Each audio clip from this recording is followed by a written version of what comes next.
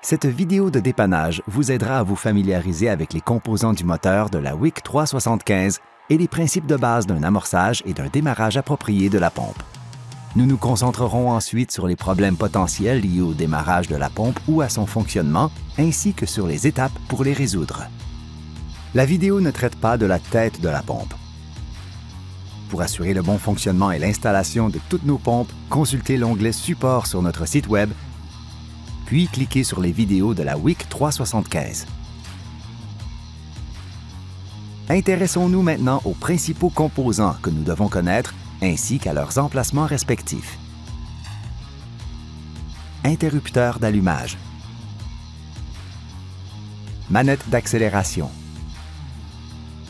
Étrangleur. Filtre à air. Conduite de carburant et filtre de carburant. Commutateur de coupe-circuit. Bougie d'allumage.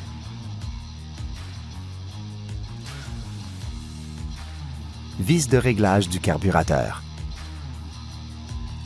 Si vous rencontrez des difficultés pour démarrer la pompe, commençons par les vérifications de base.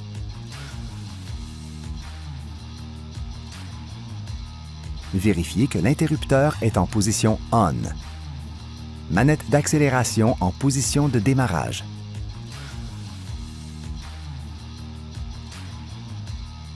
Ouvrez la purge d'air du réservoir.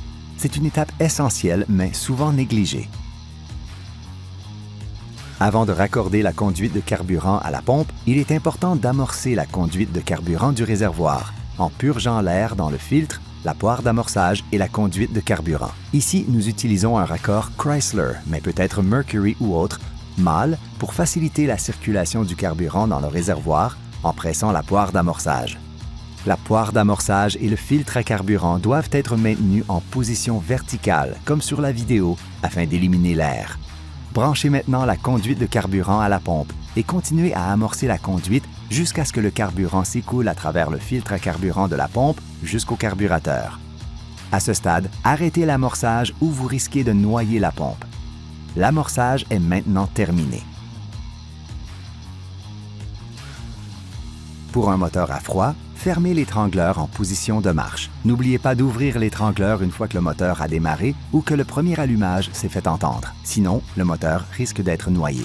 Ouvrir l'étrangleur après le premier allumage est une étape critique pour éviter de noyer le moteur. Écoutez attentivement le premier allumage. Le son peut être subtil, mais il s'agit bien d'un premier allumage. Tirez maintenant sur la corde du démarreur jusqu'à ce que le moteur démarre. Cela ne devrait pas nécessiter plus de 2 à 3 tirages.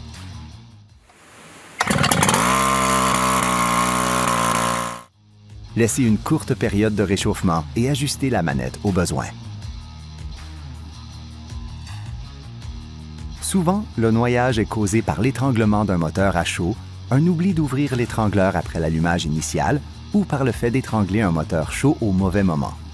Toutes ces causes permettent à une trop grande quantité de carburant d'affluer dans le cylindre, ce qui provoque le noyage. Voyons maintenant ce qu'il faut faire si le moteur est noyé. Si le moteur n'est pas gravement noyé et que le contact est toujours en position marche, ouvrez l'étrangleur, placez la manette d'accélération aux 3/4 et tirez plusieurs fois sur la corde du démarreur afin de purger le carburant. Le moteur devrait démarrer après 3 ou 4 tirages. Si le moteur ne démarre pas, il est possible qu'il soit gravement noyé. Après plusieurs tentatives de démarrage et toutes les vérifications effectuées, nous vous conseillons de changer la bougie d'allumage et de tenter de démarrer avec un contact sec. Dans la plupart des cas, cela devrait fonctionner.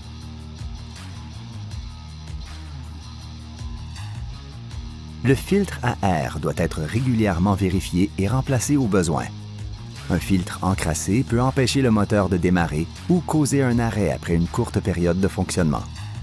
Desserrez l'écrou à oreille de manière indiquée afin de ne pas faire tomber l'écrou et les rondelles.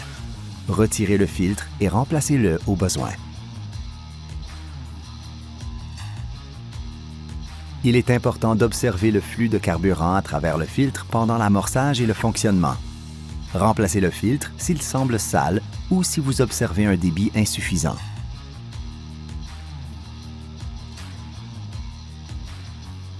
Si les vérifications sont concluantes et que le moteur reçoit du carburant et ne semble pas noyé, concentrez-vous sur l'allumage en retirant et en inspectant la bougie d'allumage. Si aucun défaut n'est visible, nous pouvons vérifier que l'étincelle est bonne, comme démontré. Il faut veiller à éloigner la bougie de l'ouverture pour prévenir le contact avec des émanations de gaz. Inspectez visuellement la bougie pour vérifier qu'elle n'est pas endommagée par un défaut évident qui expliquerait l'absence d'étincelle. Inspectez visuellement cette connexion. Tirez doucement en la tordant légèrement pour confirmer qu'elle est bien branchée. Encore une fois, ce défaut devrait être évident lorsqu'on examine le câble de connexion du magnéto. Si vous soupçonnez un problème de magnéto, contactez votre distributeur agréé.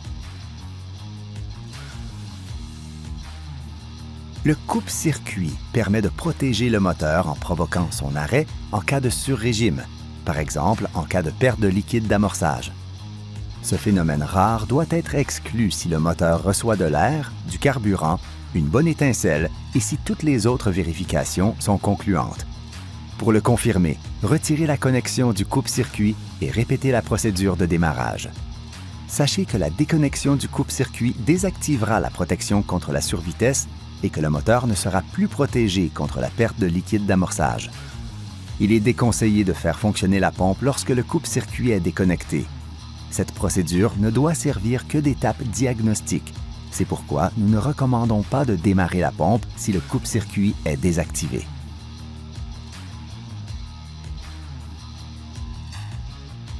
Une autre cause possible du calage peut être un filtre à carburant sale ou un carburateur encrassé. Comme indiqué précédemment, si le filtre semble sale ou si vous observez que le carburant a du mal à circuler, il est probable que le filtre à carburant soit encrassé et qu'il faille le remplacer. Si c'est le cas, il est possible de le réparer sur place. Si votre environnement ne le permet pas, la pompe doit être renvoyée à votre atelier d'entretien.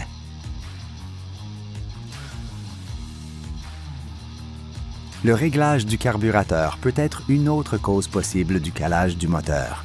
Il est important de lire la section du manuel d'utilisation sur le carburateur, car plusieurs facteurs nécessitent des ajustements du mélange de carburant, en particulier l'altitude. Avertissement.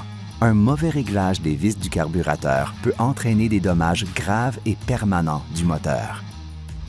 Si le moteur surchauffe, cela est probablement dû au mélange de carburant du carburateur.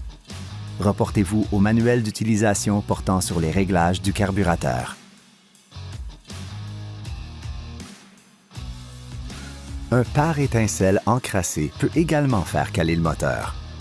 Le pare-étincelle est doté d'un écran qui empêche les étincelles de s'échapper du silencieux et qui peut parfois se boucher. Il doit être inspecté régulièrement, surtout si le moteur a du mal à tourner. Retirez le pare-étincelle, examinez-le et nettoyez-le à l'aide d'une brosse, comme sur la vidéo.